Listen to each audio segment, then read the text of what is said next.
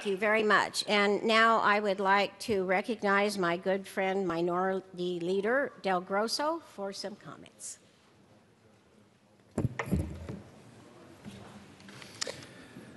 Thank you, Madam Speaker. It's been an honor serving with you over the last couple of years, and I look forward to working with you over the next couple of years. Madam Speaker, Madam Majority Leader, esteemed colleagues and honored guests, welcome to the first regular session of the 70th General Assembly.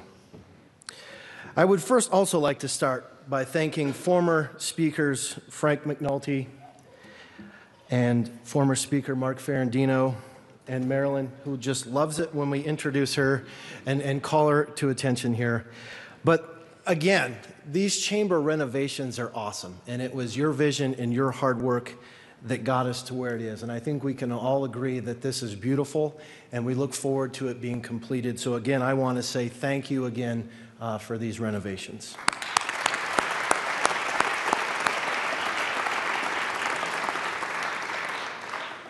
I would also like to congratulate and give a shout out to all of our newest House members.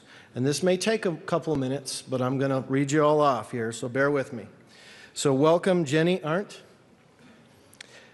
John Becker, J. Paul Brown, Terry Carver, Jesse Danielson, Danae Escar, Alec Garnett, John Kaiser, Gordon Klingenschmidt, Susan Lontine, Paul Lundeen, Patrick Neville, Kim Ransom, Kit Rupe, Jack Tate, Dan Thurlow, Kevin Van Winkle, Ewan Willett, Joanne Winholtz, and Faith Winter. I look forward to working with all of you, and as the speaker was saying, I sure hope you know what you got yourselves into. And then I also, returning members, yes, you might not look forward to working with me, but I look forward to working with you. And as you'll notice on the board, I also want to give a special shout out to one of our representatives that's not here, Representative Priol. And if you haven't heard the story, he had a pretty nasty skiing accident, messed himself up pretty bad, was in the hospital for a couple of days, but we're hoping that we wish him a speedy recovery, and we hope that he'll be able to join us sometime next week. So we look forward to that.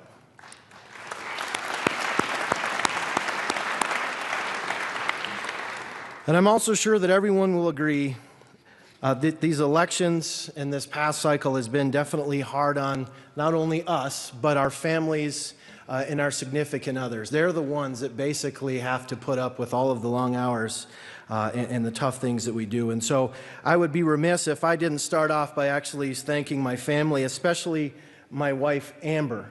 If you think it's tough to put up with me for 120 days, try putting up with me for 365. So, Amber, thank you very much.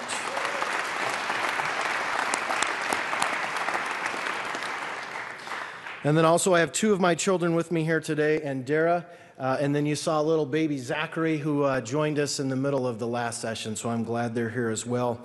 And then my father, George, is with me today, and I'm proud that he's here as well. So thank you.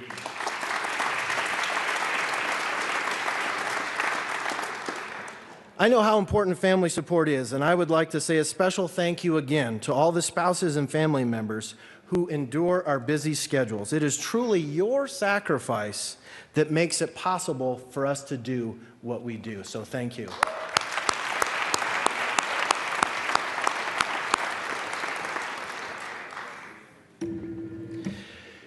I read all the names of the new faces, and I look out here and I see all these new faces, and I'm excited for the new ideas and the new energy that you're going to be able to bring to this Colorado legislature. We have a tremendous opportunity in front of us, one that will allow us to serve our communities, help craft policies to solve key issues in our state, and help continue to make Colorado such a wonderful place to call home. Our constituents have entrusted us with the position to serve in a role that very few Coloradoans get a chance to experience. From what I have experienced over the last 6 years, it seems that under this golden dome, we are rarely short of words. But as I said last year, the true privilege of actually being a representative is not standing here from this podium and speaking, but the ability to listen to all of the citizens of Colorado. We hear how well Denver and the Front Range is doing, and it's encouraging to see economic growth in these areas. But while our population is concentrated along the Front Range, our identity is more than a sprawling urban corridor. Colorado's identity is also our mountains and forests. It's our trails, our lakes, our crops, our livestock, our ski slopes, and everything that extends beyond the Denver-Boulder corridor.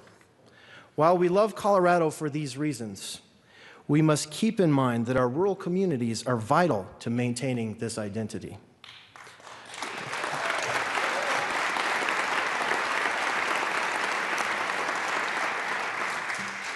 Members, tourism was strong this last year, but rural Colorado's needs extend beyond tourism. They require that the elected officials in this building look beyond just the Front Range. How communities educate their children, for instance, out in Holyoke, may be different than how we educate children here in Denver. What might actually help businesses here in the urban corridor might not help businesses out in the Grand Junction area. Members, if you value all of Colorado, you must recognize that Denver-centric solutions will not fit every part of the state.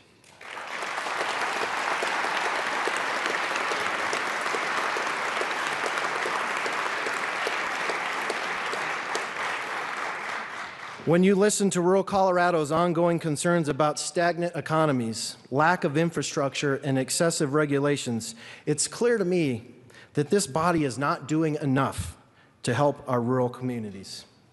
You can see prosperity in parts of Colorado, but this prosperity is not uniform across our state. Unemployment is much higher in areas like Delta County, where 150 more mining jobs were recently lost. And I know sitting here in Denver that 150 jobs might not seem like much, but in a town like Paonia, it is devastating to their economy. Pueblo's unemployment is higher than the national average and nearly 3 points higher than here in Denver. Colleagues, we have 11 counties where the unemployment rates are almost double or more than the state average. Data might show that unemployment has dropped in these areas, but the reality is in these small communities, people just simply leave if they cannot find work. I highlight these statistics so you will keep them in mind when our caucus, as we have continuously done, starts talking about how something might be harmful to rural Colorado, and hopefully it won't fall on deaf ears. I do not mean to detract from the Front Range's progress, but this legislature represents all of Colorado, and we must focus on making all of Colorado prosperous.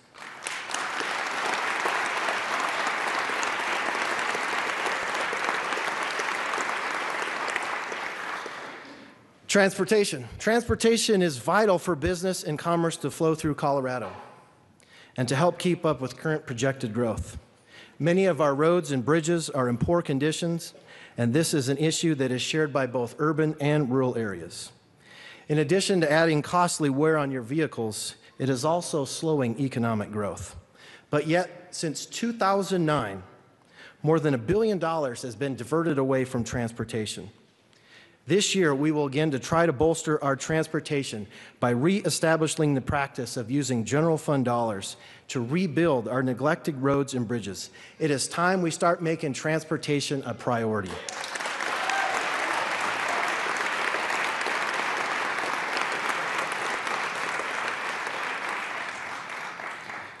As a small business owner, I can tell you that navigating the onslaught of regulations passed over the past few years is difficult and time-consuming. Small business is the economic driver of Colorado.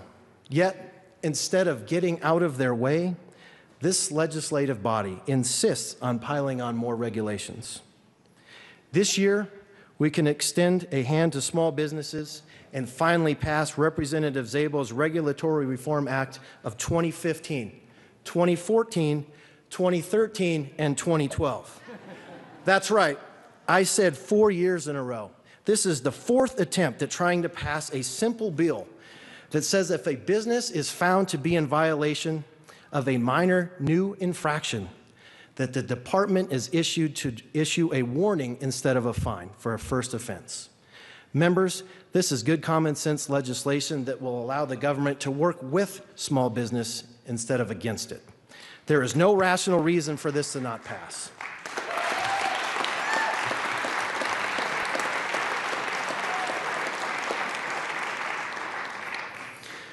The recession forced our education system to endure significant budget cuts.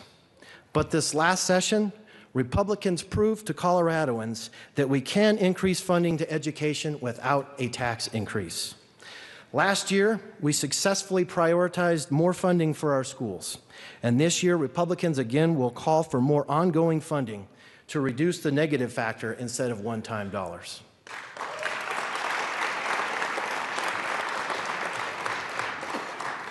Lois, this is for you. Republicans will continue to defend our taxpayer Bill of Rights. There are people in this room that may disagree with me about Tabor, but we only need to take a look back to one year to validate its importance. If not for Tabor, the legislature would have imposed nearly $1 billion tax increase on Coloradoans, the largest tax increase in state history. But fortunately, Tabor required that tax increase be put to a vote of the people, and the voters overwhelmingly defeated it.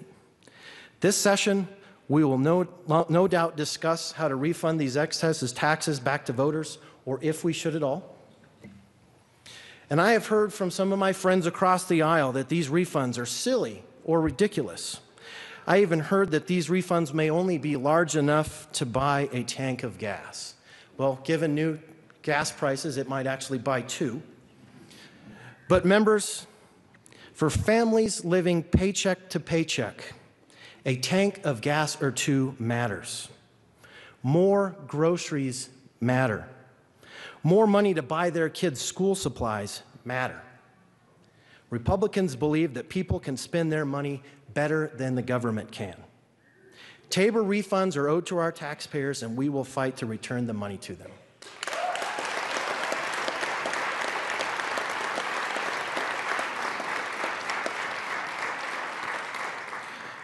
Finally, what would a legislative session be without discussing our natural resources?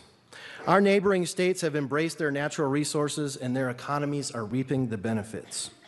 Wyoming, for instance, currently enjoys nearly a $1.5 billion reserve. Members, it's time this chamber acknowledges all of Colorado's natural resources and views our oil, gas, and coal reserves as assets, not burdens.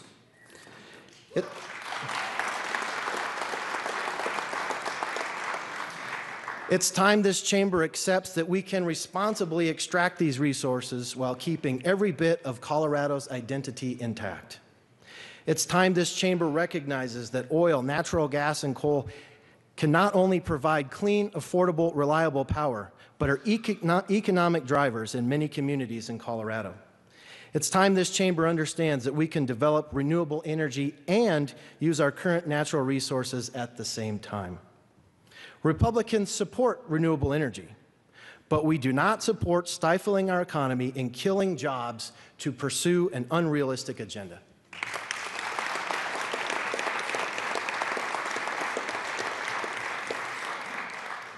Our natural resources are a means to greater prosperity for all of Colorado. The oil, gas, and coal industries provide thousands of good-paying jobs and give Colorado communities the chance to grow and develop. Many parts of rural Colorado rely heavily on the oil and gas industry to support their economy and provide critical jobs. In parts of western Colorado, coal mines support entire communities. These natural resources are valuable to our state and to the mineral right owners. While we may debate the proper amount of state and local control over these natural resources, the property rights owners must be protected. This session, Representative Perry Buck will be introducing a bill that will require a mineral right owner be compensated if a governmental entity limits their property rights. Colleagues, never should someone have their property taken away by the government and not be justly compensated.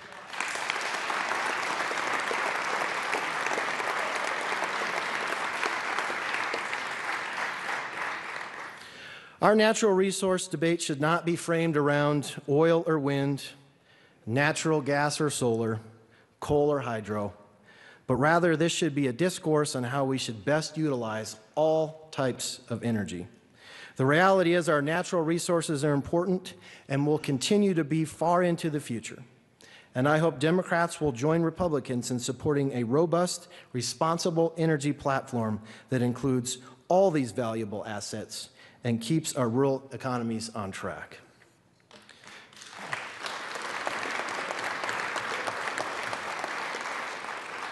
Republicans have a vision for a prosperous Colorado, and we hope that this vision can be shared by all the members of this chamber and by our fellow senators and the governor as well. For many of us that come from rural communities, we understand Colorado's identity. We are here to help preserve and protect it. Colorado's natural beauty is one of the things that we value most about living here, and I can tell you that none of us would jeopardize that. To my friends across the aisle, if you value the rural identity as much as we do, share our vision to make Colorado's rural economy a priority, as much of a priority as it is here on the Front Range. I am willing to work with each member in this chamber and hope this feeling can be reciprocated by each one of you. This session, let's work together and make all of Colorado prosperous. Thank you and God bless.